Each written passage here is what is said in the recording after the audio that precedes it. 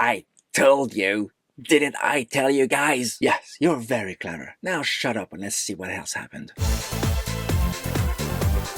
Hey, Commander Fennec here, and pretty much all the threads that were being hinted at over the last few episodes are coming together. What with who killed all the Gen 3s on that planet, what the Arc 8 survivors are secretly planning, what Bryce's secret is, it's all laid bare right here, right now. I was a bit disappointed by the Bryce revelation if you ask me. I mean, not only was it exposed pretty quickly, it didn't really gel and kind of felt like a non-event. Yeah, it seems just to be there to turn Bryce and Lane into enemies, and then it was kind of forgotten for the rest of the episode. Despite that, the rest of the episode was a fun adventure as our heroes had to find a way to regain control of the ship. Activating Kelly was a good idea of Garnet's. It led to a few good hand-to-hand action sequences. But I thought keeping Kelly's control pad in an easily accessible drawer was hardly secure now, was it? Ha, true. But it did allow Garnet to activate Kelly before falling unconscious. How convenient. I also enjoyed the continued use of comedy, like the moment here between Angus and Felix in the biodome.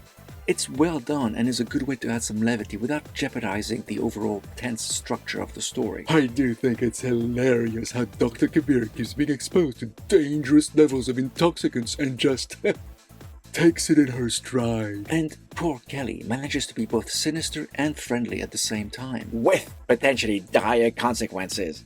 As predicted. Oh, she'll make it though, right? There's still a few episodes left for her to have a grand sacrifice, if that is indeed her story arc. Speaking of arcs, I did appreciate Garnet's action in face of impossible odds, although at the same time, it felt like this was the action of someone who had read ahead to know what will happen, if you know what I mean. The resolution was pretty stark though. No prisoners were taken as far as I could see. Damned brutal if you ask me. Desperate times, Commander. Sadly though, the head of the mutineers turned into a generic bad guy by telling Garnet he'll kill everyone once he got what he wanted, thereby negating any possibility of a peaceful resolution. To be honest, I thought that was the most boring and predictable aspect of the story, and there was an opportunity here to do something more. Also, that made no sense, because he should have killed Bryce and Sasha before anyone else got in their way when they took over, if that was his plan. Plot armor makes for silly writing decisions. Despite that, I thought it was an enjoyable story. Well, until that ridiculous cliffhanger ending. Absolutely.